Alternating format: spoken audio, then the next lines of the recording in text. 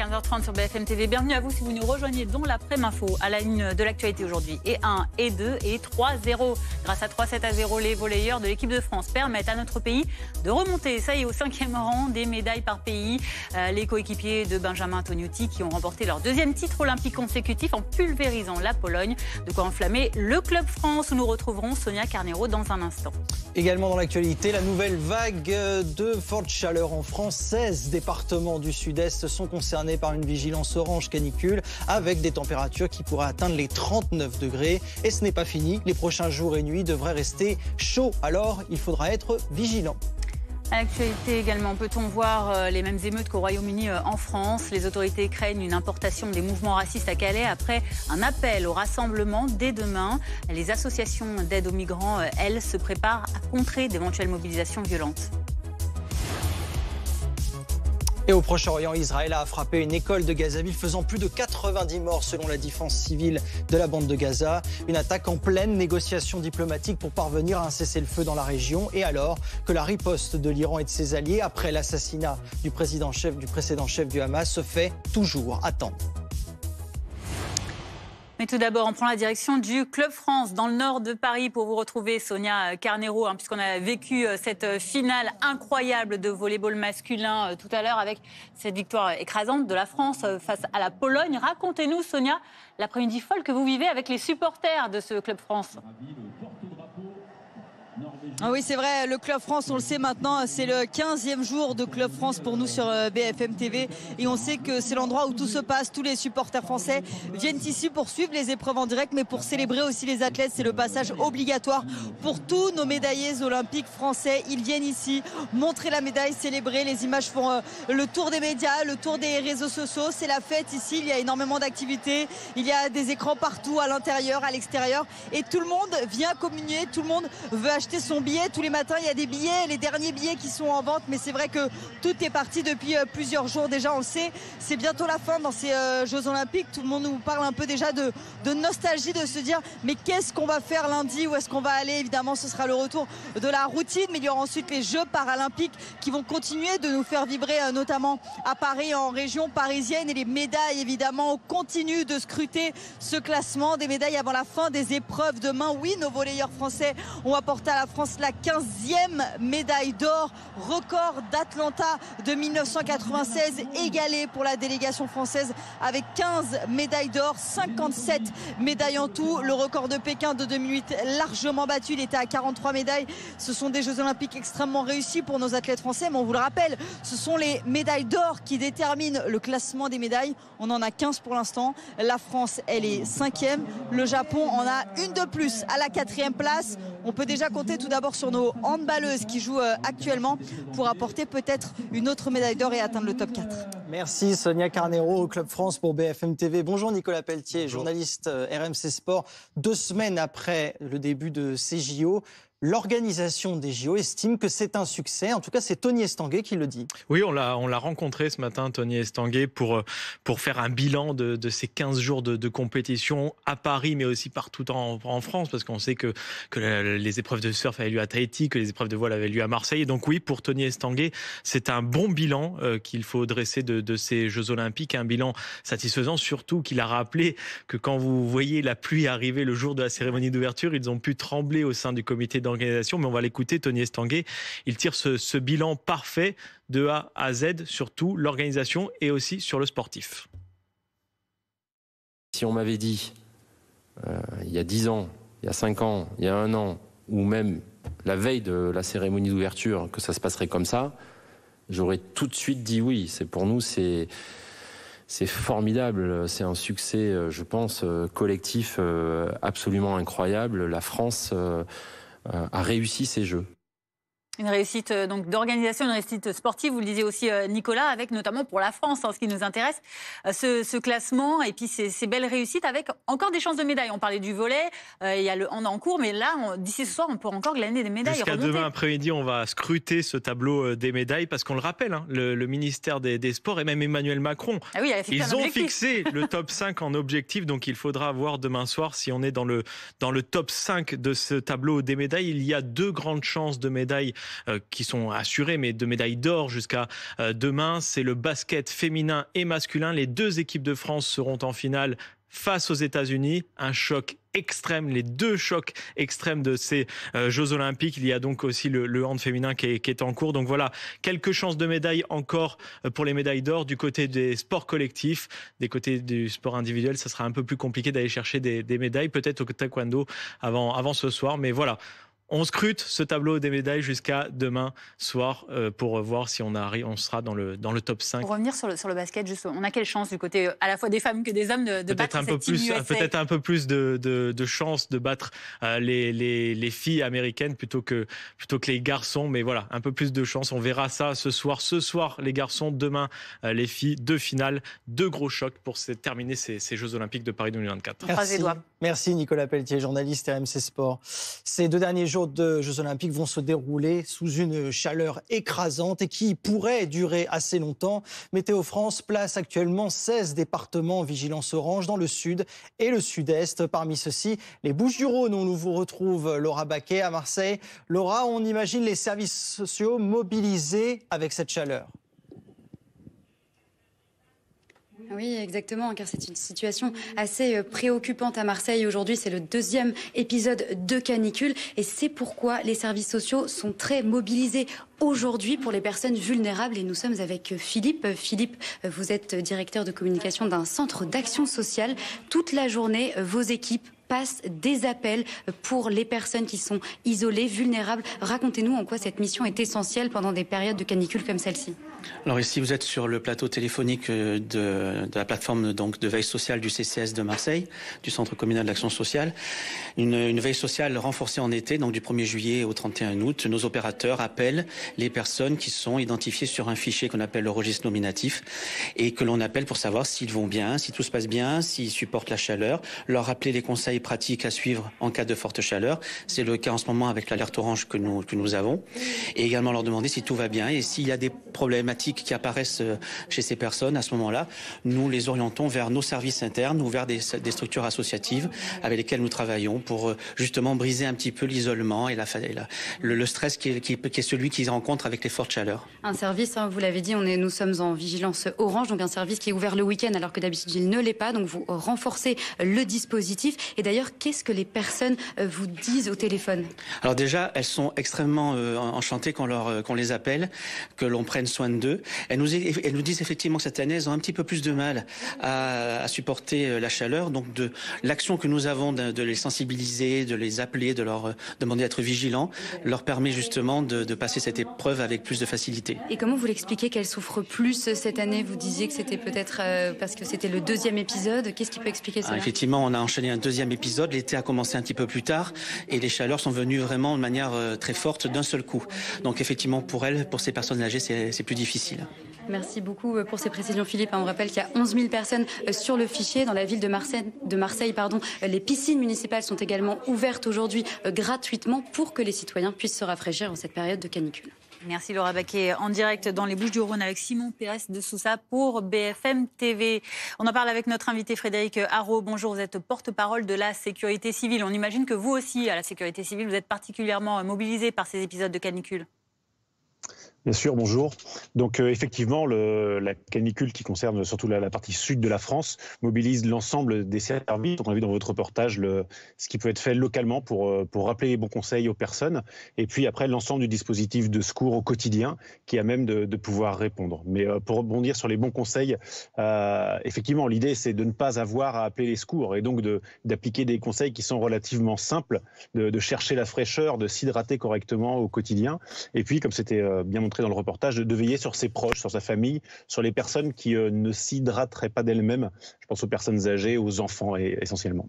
Frédéric Haro, est-ce que vous diriez que votre travail a tiré les conséquences des canicules de ces dernières années? On a évidemment en tête la canicule de 2003, mais est-ce que ces dernières années, vous avez tiré les conséquences des canicules et changé votre dispositif? Bien sûr, on adapte le dispositif localement quand c'est nécessaire. La distribution des secours est dimensionnée pour répondre à ce genre d'événement. Et il faut bien comprendre que c'est l'ensemble de la chaîne de secours qui est impactée. Donc effectivement, du local avec les pompiers qui vont intervenir jusqu'à tout le système hospitalier qui est derrière et qui doit là aussi s'adapter. Mais ça concerne les interventions, ça concerne aussi les conditions d'intervention. On pense à toutes les personnes qui sont en extérieur, qui doivent travailler en extérieur, pour qui c'est relativement difficile. Et les pompiers sont de ceux-là également. Ils vont devoir là aussi intervenir sur des incendies dans des conditions de chaleur assez extrêmes. Donc effectivement, il a fallu s'adapter à tout ça et tirer les conséquences des différents événements de canicule pour améliorer le matériel, les protocoles d'intervention. Vous avez rappelé les gestes essentiels, les conseils, évidemment, pour faire face à ces chaleurs, pour ne pas se laisser, par exemple, avoir par la déshydratation. Est-ce qu'il y a un type de personnes à surveiller particulièrement, les personnes âgées peut-être ou les enfants ? Bien sûr, alors tout le monde est concerné. Donc les personnes les plus sensibles, je le disais tout à l'heure, celles qui ne s'hydrateraient pas d'elles-mêmes. Donc les enfants, bien veiller sur eux, les personnes âgées qui peuvent se déshydrater facilement. Et puis le tout un chacun, là aussi, rester au frais, ne pas sortir quand ce n'est pas nécessaire. Éviter évidemment les pratiques sportives lorsque là aussi elles ne sont pas nécessaires. Et donc éviter de s'exposer inutilement à cette chaleur pour rester au frais. Le problème de la canicule étant que la température ne s'abaisse pas suffisamment la nuit. Donc il nous manque ces moments de fraîcheur la nuit pour récupérer. Donc s'ils sont accessibles autrement, via une climatisation, via des endroits qui sont climatisés, si on ne l'a pas chez soi, eh bien essayez d'en profiter au maximum.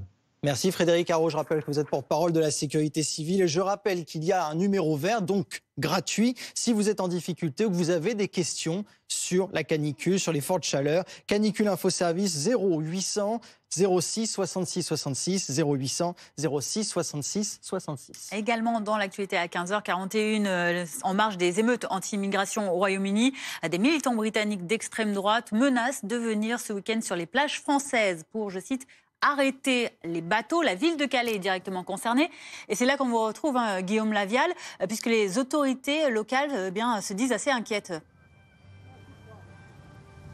Oui, tout à fait. Elles se disent très inquiètes même par ces annonces, ces appels à se rendre à Calais faits par l'ultra-droite et l'extrême-droite britannique pour venir dans cette ville symbolique forcément de la crise migratoire qui touche depuis plusieurs années la Manche, puisque c'est ici à Calais que des centaines, voire selon les estimations plusieurs milliers chaque année de migrants se rendent pour ensuite tenter une traversée risquée vers le Royaume-Uni. Alors cet appel, il est pris très sérieusement par la préfecture du Pas-de-Calais, mais également par la municipalité. Je vous propose d'écouter à ce sujet l'adjoint à la sécurité, Philippe Mignonnet, de la mairie de Calais.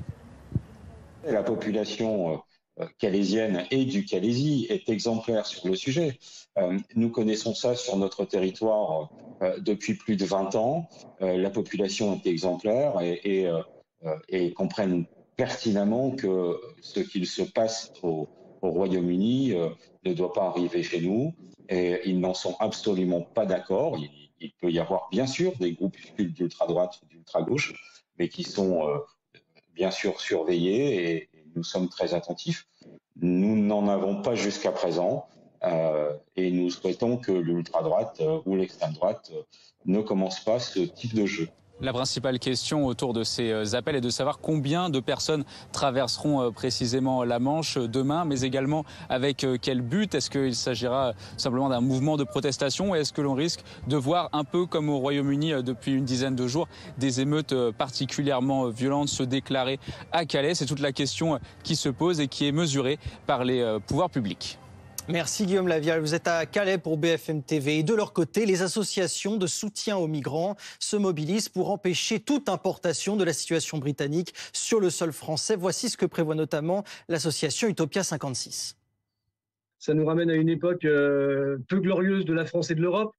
Donc c'est très inquiétant ce qui se passe en Angleterre, mais c'est très inquiétant aussi ce qui se passe en France et dans plein de pays européens. Il est temps qu'il y ait vraiment un sursaut citoyen. Et nous, ce qu'on dit, c'est citoyens, levez-vous, opposez-vous. On est 100 fois plus nombreux qu'eux. Par contre, si on reste chez nous à attendre qu'il se passe quelque chose, ces gens-là, ils vont prendre la parole et la place. Donc, citoyens, bougez-vous, Français et Européens, et faisons reculer cette haine. Et bien sûr, emprisonnons ces gens qui font monter la haine, parce que c'est interdit, en fait. Et il y a des lois, donc faisons appliquer nos lois. Et une dizaine de jours après les émeutes racistes et islamophobes au Royaume-Uni, après cette attaque de Southport, ce drame, eh bien, le roi Charles III est enfin sorti de son silence. À l'issue d'un entretien téléphonique avec le Premier ministre, depuis l'Écosse, le souverain a dénoncé des agressions et la délinquance d'un petit nombre. Il est également déclaré être très encouragé par les nombreux exemples d'esprit et de solidarité, espérant, je cite, que les valeurs partagées de respect et de compréhension mutuelle continuent de renforcer et d'unifier la nation. Au Proche-Orient, une école de Gazaville a été touchée par une frappe israélienne ce matin. Attaque confirmée par l'armée israélienne qui déclare avoir visé un centre de commandement de terroristes du Hamas. La défense civile de la bande de Gaza affirme que 93 personnes y ont perdu la vie. Milan Argelas. Dans cette école de Gaza ce matin, ces Palestiniens avancent tant bien que mal, au milieu des décombres et des traces de sang. À l'intérieur du bâtiment, certains matelas sont encore fumants. À l'extérieur, des familles se tiennent aux côtés des corps de leurs proches tués, enveloppés dans des draps. Israël, comme d'habitude, n'a pas donné d'avertissement. Il frappe sans se soucier de savoir s'il y a des enfants, des femmes, des jeunes ou des personnes âgées. Il y avait des gens qui se lavaient, des gens qui dormaient à l'étage, y compris des enfants, des femmes et des personnes âgées. Le missile s'est abattu sur eux sans avertissement. L'armée israélienne affirme avoir pris de nombreuses mesures pour réduire les risques de toucher des civils. Tsahal confirme avoir frappé ce qu'elle considère comme un centre de commandement du Hamas. Le quartier général était utilisé par les terroristes du Hamas pour se cacher. Et depuis ce lieu, ils planifiaient et promouvaient des opérations terroristes contre les forces de Tsahal et les citoyens de l'État d'Israël. Selon la défense civile de Gaza, 3 missiles ont visé l'école qui hébergeait des déplacés palestiniens ainsi que la mosquée adjacente. La défense civile de Gaza qui fait par ailleurs état d'au moins 90 morts et de dizaines de blessés. Un bilan que l'agence France Presse n'a pas pu vérifier de manière indépendante. De son côté, le Hamas dénonce, je cite, une dangereuse escalade. Bonjour Rina Bassiste, vous êtes correspondante de la radio israélienne à Paris et rédactrice au journal américain Al Monitor, ancienne diplomate également. Ces attaques, ces frappes d'Israël sur Gaza-Ville, est-ce que c'est de nature à remettre en question les négociations qui sont en cours ? Bon, d'abord, je crois que c'était bien mentionné qu'il y a une dispute ici. Il y a deux versions qui se heurtent, avec Tsahal qui affirme que l'armée israélienne a attaqué un commandement de Hamas et d'Islamic Jihad à la fois, et que les personnes tuées étaient ces commandants, étaient des terroristes. Donc, il y a d'abord ce conflit de versions. Maintenant, bien sûr, il y a la question des négociations, parce qu'on sait, et c'était confirmé par le Premier ministre Benjamin Netanyahu il y a 2 jours, qu'il y aura, la délégation israélienne va se rendre, on ne sait pas où, est-ce que ça sera au Caire ou à Doha, à Qatar, mais va se rendre à un des 2 endroits pour relancer les négociations avec les représentants qataris, égyptiens et bien sûr les Américains. On avait des gros doutes, il faut le dire, après l'assassinat d'Ismaïl Haniyeh, du chef de Hamas. Est-ce que vraiment ces négociations, est-ce qu'on peut le relancer? On a l'impression que oui. Maintenant, on va encore voir comment ça va se dérouler, parce que la personne qui a remplacé Ismaïl Haniyeh est justement Yahya Sinwar, qui est caché quelque part dans les tunnels de Gaza. Qui est le successeur d'Ismaïl Haniyeh. Exactement. Forcément, il ne sera pas à la table physiquement, il y aura quelqu'un d'autre, on ne sait pas encore. Il faudra voir comment ça va se dérouler. Il y a évidemment la personnalité de Sinwar, donc le nouveau chef du Hamas, qui évidemment n'est pas de nature à apaiser les choses dans les négociations. Certains Israéliens disent aussi que la personnalité de Benyamin Netanyahou n'est pas la bonne pour mener les négociations. On l'entend dans nos sujets, beaucoup ne croient plus à sa capacité ou même à sa volonté de faire avancer des négociations. Oui, je ne dirais pas, ce n'est pas une question de personnalité, mais c'est, comme vous l'avez dit, la question de volonté politique. Et bien sûr, il y a les familles des otages qui sont détenus à Gaza, qui ont les sentiments, et ça, ce n'est pas nouveau. Ce n'est pas depuis l'assassinat d'Ismaïl Haniyeh, c'est bien avant, qui estiment que M. Netanyahou ne veut pas vraiment arriver à un accord, en tout cas, pas avant qu'il arrive à ce que lui, il a appelé la victoire totale, qui veut dire l'anéantissement de Hamas, que Hamas ne peut plus en fait opérer militairement. Et là, ça se pose la question. M. Netanyahu insiste, il dit, regardez, on a fixé une date, on continue. Est-ce que vraiment il est en mesure, est-ce qu'il veut, avec la coalition qu'il a, arriver à un accord? C'est une grande question. La date du 15 août reste d'actualité? Pour l'instant, le communiqué qui est sorti par Hamas a parlé d'une escalade grave, mais en même temps n'a pas dit que les négociations sont terminées, suspendues. Il faut voir. Merci Rina Bassiste, merci d'avoir accepté de répondre à nos questions. Correspondante de la radio israélienne à Paris, rédactrice au journal américain Al Monitor et ancienne diplomate. Tout autre chose à 15h50, votre rendez-vous, c'est vos vacances. Vivez de bons moments devant votre programme avec le Parc Saint-Paul, le parc d'attractions pour toute la famille. Votre programme avec Groupe Verlaine, installateur de panneaux photovoltaïques garantie à vie avec contrat de maintenance. Groupe Verlaine, le climat de confiance.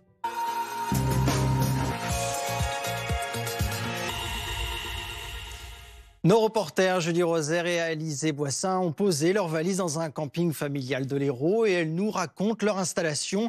Plutôt tente ou mobil-home, à vous de choisir. Ça y est, on est arrivé.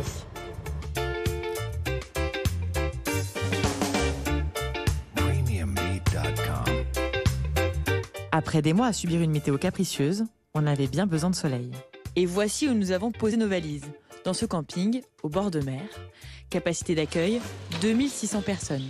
Soyez les bienvenus, madame. Merci. On en attend encore 40. On est assez chargé, oui. Mais bon, pas encore à bloc. Les plus aventureux choisissent la tente, comme Lucie et ses 2 filles. Après 6 heures de voiture, une opération plutôt audacieuse. C'est tout nouveau, hein? Ah bah oui, non, mais c'est une première. D'accord. Hop. C'est parti. On va mettre ça, mais il faut qu'on trouve le bon sens. Quand j'étais enfant, on partait beaucoup en toile de tente. Et puis bon, je voulais qu'elle connaisse un petit peu ça. J'ai regardé quand même plusieurs fois le tuto. Hein. Pour cette option, comptez 620 € et une dose d'huile de coude. À nous 5, il aura fallu 45 minutes pour venir à bout du montage. Il fait très chaud. La majorité des clients préfèrent le confort du mobil-home. Le camping en compte 550. Pour une famille de 6, il faut débourser 1300 € pour la semaine. C'est mieux que dormir en tente, de dormir en mobil-home? Ah oui. Pourquoi? Oui. Moi, la tente, j'ai peur. D'accord. J'ai peur, je suis peureuse, donc moi je ferme toujours à clé, je suis très peureuse, j'ai peur des bébêtes. Nous, on n'est pas encore vraiment en vacances, alors pour pouvoir travailler dans le camping, on a choisi le confort avec le mobil-home. Vous avez passé un bon moment devant votre programme avec le Parc Saint-Paul, le parc d'attractions pour toute la famille. C'était votre programme avec Groupe Verlaine, installateur de panneaux photovoltaïques garantie à vie avec contrat de maintenance. Groupe Verlaine, le climat de confiance. Et justement, on fait le point sur la météo. Rejoindre le mouvement de la rénovation énergétique. La météo avec Groupe Verlaine. Pour devenir franchisé dans les énergies renouvelables. Groupe Verlaine. Votre météo avec Coltou de Cyanolite. La colle pour tous vos projets de bricolage. Coltou. Coltou dans tous les cas. Retrouvez la météo avec Habitat et Jardin.com, spécialiste de la maison, du jardin et de la piscine depuis 24 ans. Habitat et Jardin.com.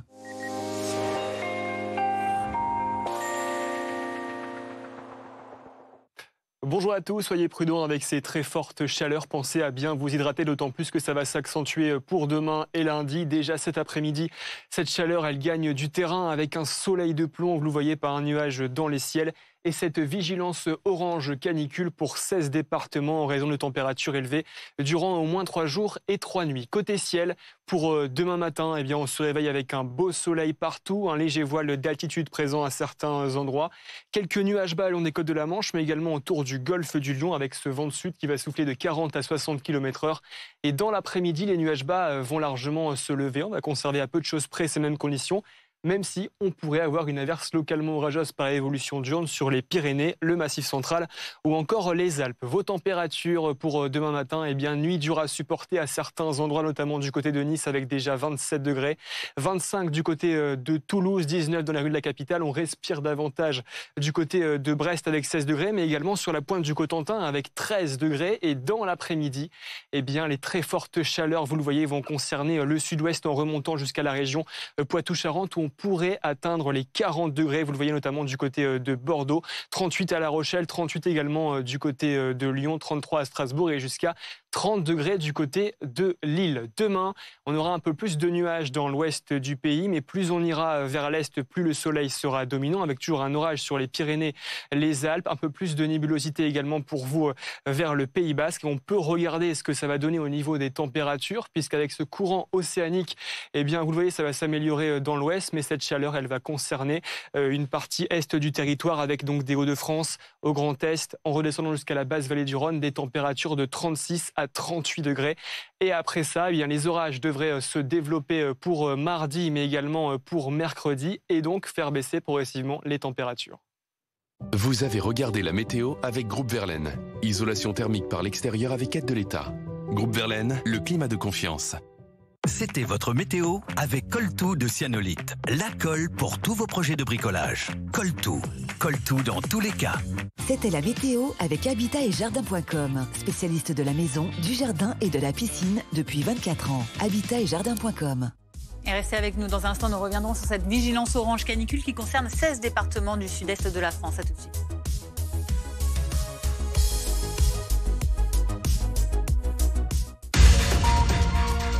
Bonjour les amis, on se retrouve à la rentrée à partir du 26 août, du lundi au jeudi de 20h à 22h. Notez bien dans vos agendas. Pour un tout nouveau rendez-vous, alors il y aura évidemment de l'info, du débat, mais bien plus que ça. Qu'est-ce qu'il y aurait de nouveau d'ailleurs, Eric? De l'opinion, de la profondeur et puis un ton, mesdames, messieurs. Faites-nous confiance. Liberté, égalité, Brunet. Dès le 26 août de 20h à 22h en direct sur BFM TV.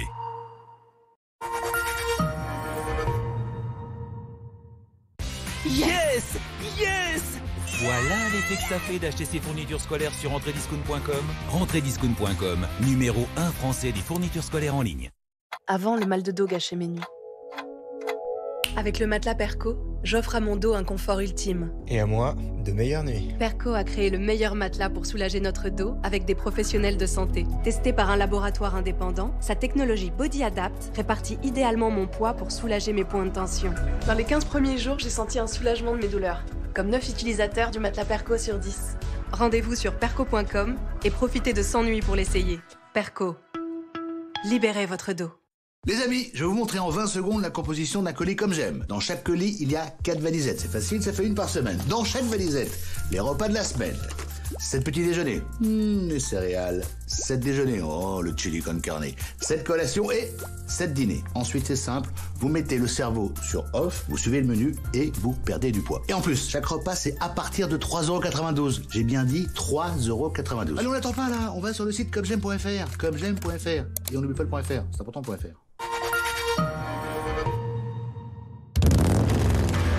L'ortolan est un fromage tellement doux qu'il attendrit même les plus durs. L'ortolan, sa force, c'est sa douceur. Collectionnez les grandes Ferrari F1 à l'échelle 1/24e. Le fascicule et la Ferrari de Leclerc, 14,99 € chez votre marchand de journaux et sur altaïa.fr. Cette inquiétude lorsque notre chien s'échappe, nous la connaissons tous.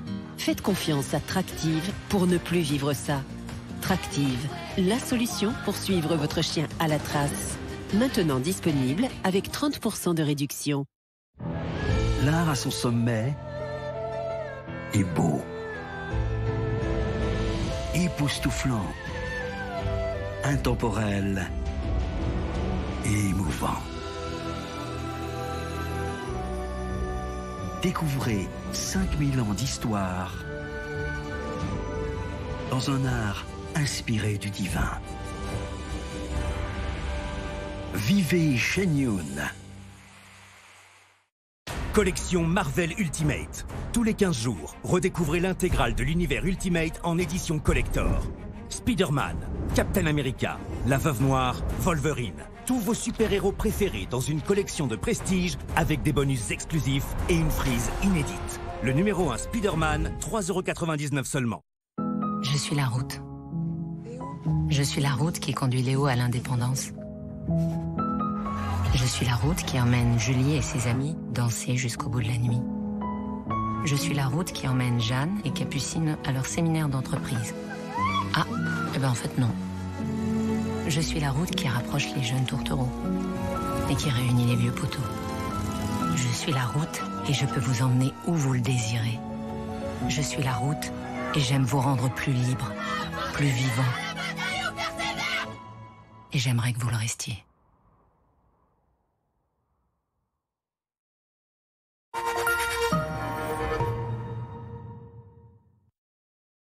Il est 16h, bienvenue si vous nous rejoignez sur BFM TV. Ça y est, la chaleur s'installe un peu plus en France. 16 départements sont placés en vigilance orange. Le reste de la moitié sud-est est en vigilance jaune. Prudence dans le sud-est où il fera le plus chaud, jusqu'à 39 degrés attendus au thermomètre. Ça intervient alors que beaucoup de gens sont sur le retour des vacances. Au programme également, la crainte d'une importation en France des émeutes racistes du Royaume-Uni. Des militants d'extrême droite menacent d'actions anti-migrants ce week-end à Calais.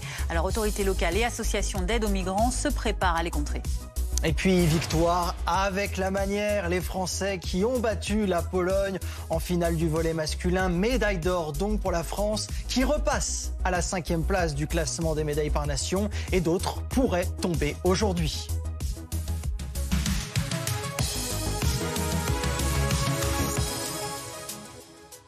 Ça y est, c'est le retour de la chaleur en France. Ça pourrait durer assez longtemps. Météo France place 16 départements en vigilance orange dans le sud et le sud-est. Parmi ceux-ci, l'Hérault, c'est là que vous êtes, Frédéric Fernandez. On est particulièrement attentif à nos aînés dans les EHPAD de la région. Avec les températures caniculaires de ces derniers jours qui dépassent souvent les 38-39 degrés l'après-midi, eh bien, il faut faire attention aux plus vulnérables et notamment aux personnes âgées. Ici, dans cette EHPAD, eh bien, il y a des agents canicules qui ont été dépêchés sur place. Bonjour Patrick, vous êtes un agent canicule. Justement, expliquez-nous quelle est votre mission. Donc, je passe dans toutes les chambres, je fais le tour de tous les résidents pour les inciter à s'hydrater en cette période de canicule. Parce qu'ils ne perçoivent pas tellement la sensation de soif. Donc je passe et je leur propose de l'eau et des sirops. Merci beaucoup. Alors justement, là, vous avez donné un sirop à madame.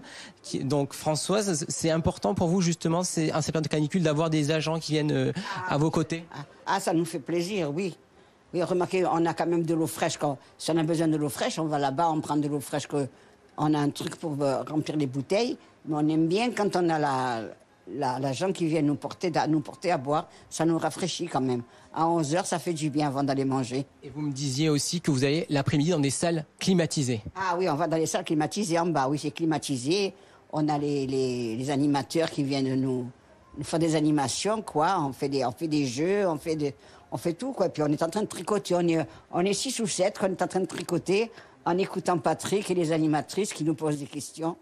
Et puis on y répond. Ça nous égaye un petit peu parce que vraiment c'est triste. Hein. Merci beaucoup Françoise. On a entendu donc dans ces périodes de canicule, il faut s'hydrater. Une vigilance qu'il faudra d'ailleurs garder dans les prochains jours puisque le département de l'Hérault reste placé en vigilance orange canicule. Oui, l'Hérault qui est donc concerné, vous l'entendez, avec des températures qui pourraient y dépasser les 35 degrés. Alors il faut s'adapter. Oui, et au camping de la Grande Motte, eh bien, ils ont un avantage non négligeable, la piscine. On va voir ça avec Eléa Morel et Louison Gasnier. C'est l'indispensable de l'été, surtout durant la canicule. Tous les matins dans ce camping, la piscine est prise d'assaut. Quand il fait chaud comme ça, on y va quand on veut, c'est à proximité, donc ça rafraîchit, ça fait du bien. Je discute avec mes amis, on fait des longueurs sous l'eau et on s'amuse un peu. Malgré les 33 degrés affichés au thermomètre, ce vacancier compte bien profiter tout en faisant attention. Je bois beaucoup d'eau, de préférence pas trop fraîche. J'essaye de prendre le plus de douches possible. D'autres préfèrent adapter leur programme. On va avoir énormément de monde à 16h, là où les gens ont eu bien chaud, la chaleur est un peu apaisée, donc ils peuvent sortir des mobil-homes. Ils n'ont plus besoin trop de clim pour vivre, entre guillemets. Dans les mobil-homes, justement, ces touristes suisses préparent leur départ. Il n'y aura plus qu'à mettre tout ça dans la voiture, il va falloir que ça rentre. Rouler en dehors des heures les plus chaudes, brumisateurs, ils ont tout prévu. On a toujours de l'eau fraîche. Voilà. Donc là, elle est bien congelée. Ça va nous tenir carrément tout le trajet, c'est sûr. Stéphane Housset, lui, voulait de la chaleur. Le voilà servi. Le Normand a planté sa tente ici pour 1 mois. À l'intérieur, le thermomètre grimpe vite. Impossible de faire la grasse matinée. La première chose qu'on fait le matin en se levant, c'est d'ouvrir le vent en grand pour profiter, aérer. C'est la seule solution pour avoir un peu de fraîcheur, quoi. Dans l'Hérault, le mercure pourrait grimper jusqu'à 38 degrés ce week-end. Les températures devraient rester hautes jusqu'en début de semaine. Julien Riflet, journaliste météo-climat de BFM Télé. Alors on l'a vu, 16 départements pour l'instant sont concernés par cette vigilance orange canicule. Est-ce que ça va s'étendre ? Oui, ça devrait s'étendre demain. On devrait rajouter 12 départements. Alors on va affiner les cartes dans ces prochaines minutes. Mais donc 12 départements supplémentaires à partir de demain midi. C'est vrai que cette chaleur, elle gagne déjà du terrain ce samedi. Elle va gagner davantage de terrain pour dimanche avec des pointes à 40 voire légèrement plus que 40 degrés dans le sud-ouest. Vous le voyez, pour lundi, ça va s'améliorer dans l'ouest avec l'arrivée d'un air plus frais, un air océanique qui va donc permettre aux températures de rebaisser, notamment sur l'arc atlantique, mais ça va rester très chaud, vous le voyez, entre le nord et la basse vallée du Rhône avec des pointes à 36 voire 38 degrés, notamment dans les rues de la capitale où on pourrait avoir dès lundi 38 degrés. Donc pour la suite, je le disais, air océanique plus frais qui va provoquer un conflit de masse d'air à partir de mardi soir, provoquer des orages particulièrement violents dans la nuit de mardi à mercredi, mais on affinera ça ces prochains jours. Je pense que tout le monde vous écoute avec beaucoup d'attention, Julien. Tout le monde a envie de savoir. Et après ? Mais en réalité, nos prévisions, elles s'arrêtent au bout d'un moment donné. Au-delà d'une semaine, on ne peut pas voir plus loin. Oui, c'est ça. On va jusqu'à 7 jours. Là, l'après, c'est jusqu'à mardi, mercredi. Les températures vont redevenir plus respirables. C'est vrai que ça va rester encore chaud pour ces prochains jours, un peu plus longtemps que pour les autres régions vers le sud-est, vers la Méditerranée. Mais on ne peut pas prévoir ce qui va se passer tout au long du mois d'août. Ça va à 7 jours. Au-delà, on appelle ça une tendance. Et il faut prendre ça avec des pincettes parce que oui, on peut avoir encore des vagues de chaleur durant la fin août, mais on ne peut pas se prononcer actuellement. Et puis Julien, à l'instant, une dépêche de Météo France annonce en effet que dès demain, 28 départements seront placés en alerte orange, donc à la canicule avec ces fortes chaleurs. On rappelle ce qui déclenche justement ces différents niveaux d'alerte. Oui, il y a plusieurs critères en fait pour déclencher une canicule. Météo France travaille notamment avec Santé publique France. Il y a l'étude des températures maximales et minimales. C'est vrai qu'il y a des seuils qui sont les seuils de température qui sont émis département par département. Et il faut que ces seuils soient atteints pendant au moins 3 jours et pendant au moins 3 nuits. À Paris, par exemple, les seuils sont de 31 degrés en journée et 21 degrés pendant la nuit, tandis qu'à Marseille, le seuil est de 34 degrés le jour et de 24 degrés la nuit. Forcément, une canicule dans le nord, ça n'a rien à voir avec une canicule dans le sud du pays. On regarde donc la durée de l'épisode, les impacts sanitaires, puisque ça dépend aussi des populations. Il y en a qui sont plus habitués à la chaleur que d'autres. Et on regarde également les facteurs aggravants ou atténuants, l'humidité, la pollution, le vent, qui peuvent soit atténuer, soit aggraver donc la canicule et les fortes chaleurs. Merci beaucoup, Julien Riflet, journaliste météo et climat à BFM TV.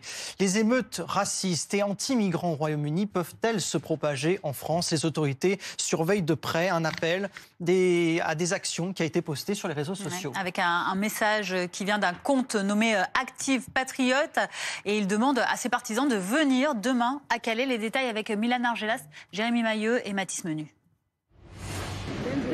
C'est sur une plage française qu'a éclaté cette altercation il y a quelques semaines. D'un côté, des militants d'extrême droite britannique. De l'autre, des bénévoles d'Utopia 56, une association d'aide aux migrants. No fuckers coming to my country and raping my fucking kids. I couldn't give a fuck. Fuck off. This is my beach now. My fucking beach. Cette vidéo a été publiée sur le compte X d'Active Patriote. Cet activiste se décrit lui-même comme un chasseur de migrants et appelle à revenir en France dans les prochains jours. Ce sont des personnes qui se sont préparées à des actions violentes, à potentiellement louer des voitures, à louer des bateaux aussi. C'est un événement, ou en tout cas une annonce d'événement qui nous inquiète beaucoup, Personnes solidaires à Calais, parce que ça peut amener à des situations très dangereuses pour les personnes exilées et aussi pour les personnes solidaires. Cette escalade des tensions, les associations la constatent directement sur le terrain et doivent redoubler de vigilance pendant leur mission. Il y a aussi des besoins de matériel, des besoins aujourd'hui de vouloir traverser en Angleterre parce que les gens sont pas là pour rien. Il y a aussi une forme de détresse. Il y a eu quand même 9 décès en 3 semaines. Les habitants de Calais espèrent une réaction rapide des autorités. Les habitants sur l'avenue éventuellement d'activistes d'ultra-droite britanniques ne sont pas d'accord. Ils disent que Calais n'est pas le terrain de jeu et ils ont raison. C'est quelque chose que nous surveillons. Je ne vais pas dire que ça nous inquiète, c'est quelque chose que nous surveillons. Saisi par les associations, le parquet de Boulogne-sur-Mer indique avoir alerté les forces de l'ordre.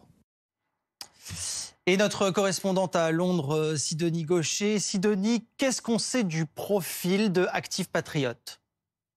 Active Patriote compte 141 abonnés sur X et 3000 sur Telegram. Alors ce sont des réseaux qui sont largement non monitorés, donc ils peuvent s'exprimer librement. Ils ont également fait une cagnotte, ils ont récupéré 2000 € pour faire ce voyage à Calais. Ils ont confirmé avoir déjà loué un logement, peut-être éventuellement loué des voitures pour être vraiment sur place demain matin.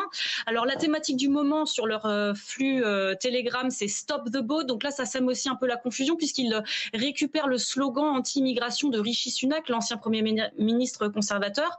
Alors, derrière ce compte, c'est donc Alan Legett, qui est originaire du nord du pays. Il a 45 ans. Il a déjà été condamné. Il a fait de la prison pour avoir tenu des discours antisémites sur YouTube et TikTok, dont il a depuis été, bien sûr, banni. Alors, dans ces vidéos, qu'est-ce qu'on voit ? On le voit poursuivre des migrants. Il les filme, il les harcèle, il les insulte. Il s'en prend également aux ONG comme Utopia 56 qu'il considère complices de passeurs. Alors ça se passe à Calais, mais ça se passe également à Londres où il poursuit des personnes racisées, souvent des hommes, lorsqu'il les voit en compagnie de jeunes filles dont ils estiment qu'elles ont moins de 14 ans, puisque l'idée, c'est vraiment de vouloir prouver que les migrants sont des violeurs de jeunes filles anglaises et ça se passe au su et au vu de la police qui ne fait rien.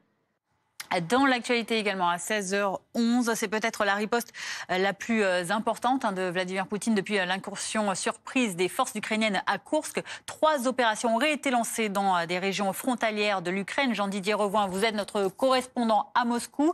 On voit sur cette carte ces 3 opérations, ces 3 régions concernées. Qu'est-ce que cela implique ? Alors écoutez, les autorités russes ont placé ces régions sous un régime anti-terroriste, c'est-à-dire les régions de Koursk, où se déroule à l'heure actuelle une incursion des troupes ukrainiennes, la région de Briansk, de Belgorod. Ce régime, en fait, donne des pouvoirs extraordinaires aux forces de l'ordre et à l'armée. Ça permet à ces représentants des forces de l'ordre de réduire toute liberté de circulation des citoyens ordinaires, de réquisitionner des véhicules, de limiter l'usage des moyens de communication, d'intercepter, d'accéder aux communications électroniques et puis surtout de procéder à des perquisitions, tout ça de manière quasiment arbitraire. Alors le comité national antiterroriste a justifié ces mesures par nécessité de protéger les citoyens à l'heure où des bombardements ont régulièrement lieu dans cette région de Koursk et puis aussi pour éviter toute nouvelle tentative de déstabilisation dans ces 3 régions frontalières de l'Ukraine. En résumé, Moscou cherche à asseoir un contrôle le plus étroit possible sur ces 3 régions pour éviter d'être pris de court par une nouvelle offensive ukrainienne ou toute autre opération susceptible de se passer dans ces régions. Merci beaucoup Jean-Didier Revoin, correspondant BFM TV à Moscou. Bonjour Caroline Tomini-Didier, vous êtes présidente de Dog for Ukraine. Cette réponse de la Russie dans ces 3 régions, pourquoi ces 3 régions en particulier ? Est-ce que c'est pour remettre la ligne de front au niveau de l'Ukraine et pas dans les frontières russes ? Alors, les Russes ont été pris par surprise.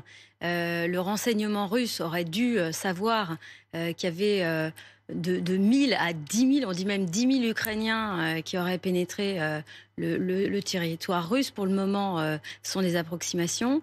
Ça n'a pas été le cas, donc c'est un échec. La population russe qui sait très bien qu'il y a la guerre en Ukraine et que les populations civiles, leurs cousins, subissent des atrocités depuis 2 ans et demi, connaissent maintenant l'horreur de la guerre sur leur territoire avec la pénétration ukrainienne. mais des Ukrainiens qui ont qui ont des cibles précises et qui sont des cibles militaires et logistiques pour affaiblir la Russie par rapport à sa stratégie militaire, d'où des cibles bien précises qui sont toujours touchées avec des drones et aujourd'hui une incursion militaire de blindés et de véhicules sur le territoire russe. Et c'est la première fois depuis 1941. Donc pour eux, c'est un déclenchement fulgurant d'une guerre qui arrive sur leur territoire. Il y avait déjà eu des drones, mais là on a des troupes, avec aussi un soutien de troupes russes qui sont contre le gouvernement de Poutine et qui continuent à se renforcer en Russie. Il y a aussi ce problème sur ces 3 fronts qui sont touchés, qui sont concernés. Il y a Koursk, avec ces centrales qui sont dans cette ville, notamment cette centrale nucléaire, ce qui fait dire à l'AIEA, l'Agence internationale de l'énergie atomique, qui appelle à la retenue à cause de cette centrale nucléaire à Koursk. Alors, sur la centrale de Koursk, c'est la même époque que Tchernobyl, c'est les mêmes unités, d'où le danger parce que ce sont 2 anciens systèmes. Il y a 2 réacteurs qui sont actifs. Aujourd'hui, les Ukrainiens jamais ne toucheraient à la centrale au niveau militaire, puisque déjà ils souhaitent intégrer l'Union européenne et l'OTAN, donc ils n'ont aucun intérêt à toucher des civils et des cibles nucléaires, soyons-en sûrs. Les Russes nous ont surpris avec des catastrophes qu'ils ont organisées et des drames civils à répétition, sachant qu'il y a à peu près 700 unités médicales qui ont été bombardées à répétition. Le 8 juillet à Kiev, il y a eu encore un hôpital pour enfants qui a été touché avec 40 missiles qui ont touché des structures sur toute l'Ukraine bien ciblées. Donc, les Ukrainiens n'ont vraiment aucun intérêt à toucher cette centrale et aussi parce que ça leur demanderait de déployer beaucoup de militaires s'ils voulaient prendre la centrale. Et techniquement, ça leur demanderait des ressources. Donc, une complication autre. On verra comment ça se passe, mais en tous les cas, pas de dégâts sur la centrale côté ukrainien. Cette incursion à Koursk par des forces ukrainiennes, on dit des forces ukrainiennes parce que pour l'instant, Kiev n'a pas revendiqué cette incursion. Pourquoi ? Est-ce que c'est pour déstabiliser l'ennemi en ne donnant aucune information ? Est-ce que c'est parce que ça n'est pas directement commandité par Kiev ? Alors, ils sont sortis de leur mutisme. Ça a été revendiqué, mais par contre, il n'y a pas de détails sur l'opération. C'est une opération de grande ampleur qui est globale. Déjà, en parlant des drones, les Russes ont dit qu'ils avaient intercepté 70 drones. On sait qu'on ne peut pas suivre ce qu'ils disent parce que le mensonge fait foi chez eux. Par contre, il y a une organisation à travers ces drones qui permettent d'éviter d'employer des missiles qui sont coûteux. Donc, il y a eu une production massive sur le terrain ukrainien. Ce sont des drones avions, ce ne sont pas des multicoptères, donc ils sont capables de larguer des charges jusqu'à 25-30 kilos. En fonction de la distance, en fait, la charge va dépendre en fonction de la distance à parcourir. Et donc, ça a demandé toute une organisation depuis des mois. Mais à côté de ça aussi, il y a eu les contre-feux au niveau de la Crimée, avec des attaques, pareil, ciblées au niveau de la logistique, à travers la Russie, avant avec les drones. Il y a eu les prises sur la mer Noire. Donc, tout ça s'est coordonné à un moment où on disait que l'Ukraine perdait du terrain et qu'elle devait aller vers la négociation, mais elle n'était pas en position de force. Aujourd'hui, la guerre est en train de se tourner. Ça permet de renverser le rapport de force. Le rapport de force se retourne et il va y avoir un déploiement des troupes obligatoirement sur la Russie. On est malheureusement obligé de s'interrompre. Merci beaucoup Caroline Tominé-Didier, présidente de l'ONG Dog for Ukraine. À 16h18, tout autre chose dans l'actualité également, on parle de cette 15e médaille d'or française. C'est au volleyeur qu'on la doit, elle a été remportée il y a quelques instants, quelques heures maintenant, avec la manière, on peut le dire, contre la Pologne. La France qui repasse donc ainsi au 5e rang du classement par nation. Sonia Carneiro est au Club France pour BFM TV. Sonia, racontez-nous cet après-midi de folie que vous êtes en train de passer avec les supporters. Ah oui, c'est vrai, le Club France, on le sait maintenant, c'est le 15e jour de Club France pour nous sur BFM TV. Et on sait que c'est l'endroit où tout se passe. Tous les supporters français viennent ici pour suivre les épreuves en direct, mais pour célébrer aussi les athlètes. C'est le passage obligatoire pour tous nos médaillés olympiques français. Ils viennent ici montrer la médaille, célébrer. Les images font le tour des médias, le tour des réseaux sociaux. C'est la fête ici, il y a énormément d'activités. Il y a des écrans partout, à l'intérieur, à l'extérieur. Et tout le monde vient communier, tout le monde veut acheter son billet. Tous les matins, il y a des billets, les derniers billets qui sont en vente. Mais c'est vrai que tout est parti depuis plusieurs jours déjà, on le sait. C'est bientôt la fin dans ces Jeux Olympiques. Tout le monde nous parle un peu déjà de nostalgie, de se dire mais qu'est-ce qu'on va faire lundi, où est-ce qu'on va aller? Évidemment, ce sera le retour de la routine, mais il y aura ensuite les Jeux paralympiques qui vont continuer de nous faire vibrer, notamment à Paris, en région parisienne. Et les médailles, évidemment, on continue de scruter ce classement des médailles avant la fin des épreuves demain. Oui, nos volleyeurs français ont apporté à la France la 15e médaille d'or, record d'Atlanta de 1996, égalé pour la délégation française avec 15 médailles d'or, 57 médailles en tout. Le record de Pékin de 2008 largement battu, il était à 43 médailles. Ce sont des Jeux Olympiques extrêmement réussis pour nos athlètes français, mais on vous le rappelle, ce sont les médailles d'or qui déterminent le classement des médailles. On en a 15 pour l'instant. La France, elle est 5e. Le Japon en a une de plus à la 4e place. On peut déjà compter tout d'abord sur nos handballeuses qui jouent actuellement pour apporter peut-être une autre médaille d'or et atteindre le top 4. Jean-Bastien Fontagneux, cofondateur de Trash Talk Media, spécialisé sur le basketball. Alors d'abord, avant de le retrouver, on va passer à ce sujet sur l'exploit des basketteuses françaises. Elles ont gagné hier pour la finale. Elles affronteront donc les Américains demain. Ce sera demain et en effet, leurs coéquipiers, enfin les masculins de l'équipe de basket, eux affronteront eux aussi la team USA et ce sera ce soir également en finale. Reportage d'Arthur Jean. Comme nous, elles ont du mal à y croire, mais 12 ans après les Jeux Olympiques de Londres, c'est bien réel. Les filles du basket français sont de retour en finale. C'est vrai que depuis le début de cette compétition, c'était notre objectif, mais on le gardait un peu pour nous parce qu'on était étape par étape. Et là, voilà, on peut enfin dire à voix haute qu'on veut cette médaille d'or. C'est jouable, on voit que depuis ces derniers mois, ces dernières années, l'écart se réduit. Je ne dis pas que ça va être facile, ça va être vraiment un combat encore une fois. Hier soir, la Belgique a donné bien du fil à retordre aux Françaises. Il a fallu des prolongations pour en venir à bout. Rendez-vous donc en finale, comme les garçons. C'est fait, on est content. Équipe féminine en finale, masculine aussi en finale. Mais on va y arriver, bien sûr, on est chez nous. Ici c'est Paris. Pour le faire, il faudra que les deux équipes de France s'offrent ni plus ni moins que les Américains et les Américaines. Autrement dit, ce qui se fait de mieux dans le monde. On a la chance de faire quelque chose qui n'a certainement jamais été fait et qui sera peut-être jamais reproduit. Donc c'est juste incroyable. Ça représente tout parce que c'est tout ce à quoi je pense.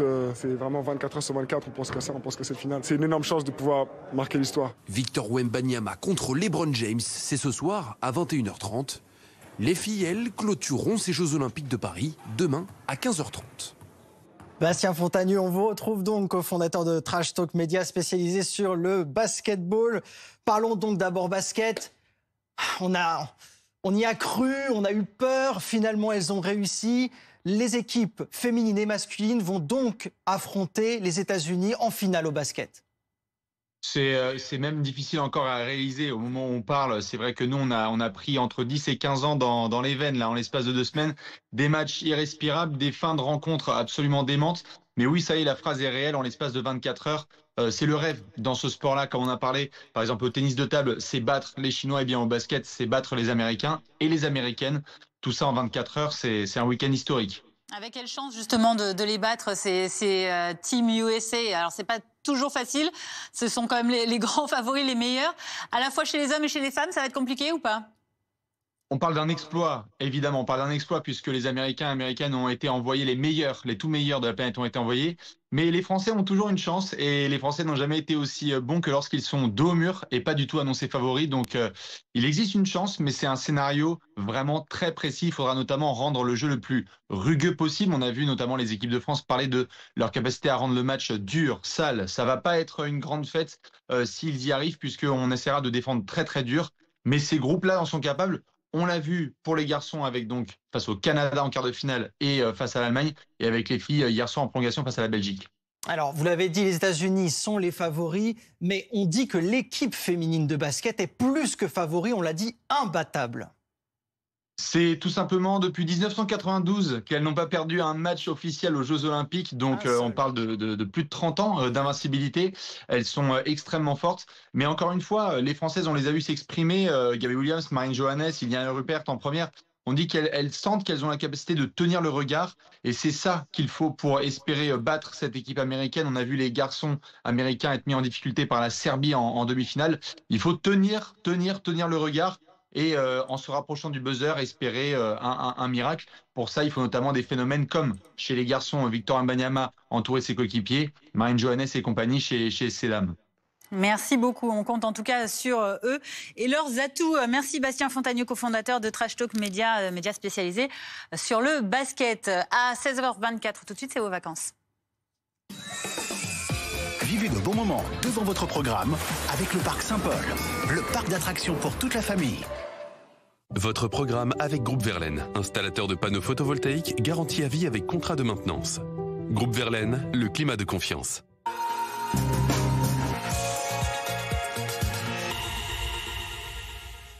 Et on prend la direction de l'Hérault, où il fait très chaud aujourd'hui, pour retrouver Julie Rosaire et Alizé Boissin qui ont posé leurs valises dans un camping familial. L'une tente la tente et l'autre le mobil-home. Alors vous, qu'est-ce que vous allez choisir? On regarde ça tout de suite. Ça y est, on est arrivé.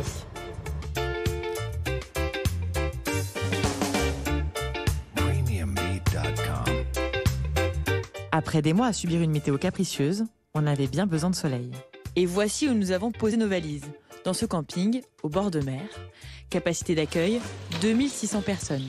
Soyez les bienvenus, madame. Merci. On en attend encore 40. On est assez chargé, oui. Mais bon, pas encore à bloc. Les plus aventureux choisissent la tente, comme Lucie et ses 2 filles. Après 6 heures de voiture, une opération plutôt audacieuse. C'est tout nouveau, hein? Ah bah oui, non, mais c'est une première. D'accord. Hop. C'est parti. Hop, on va mettre ça, mais il faut qu'on trouve le bon sens. Quand j'étais enfant, on partait beaucoup en toile de tente. Et puis bon, je voulais qu'elle connaisse un petit peu ça. J'ai regardé quand même plusieurs fois le tuto. Pour cette option, comptez 620 € et une dose d'huile de coude. À nous 5, il aura fallu 45 minutes pour venir à bout du montage. Il fait très chaud. La majorité des clients préfèrent le confort du mobil-home. Le camping en compte 550. Pour une famille de 6, il faut débourser 1300 € pour la semaine. C'est mieux que dormir en tente, de dormir en mobil-home? Ah oui. Pourquoi? Oui. Moi, la tente, j'ai peur. D'accord. Vous avez peur? Je suis peureuse, donc moi, je ferme toujours à clé. Je suis très peureuse. J'ai peur des bébêtes. Nous, on n'est pas encore vraiment en vacances. Alors, pour pouvoir travailler dans le camping, on a choisi le confort avec le mobil-home.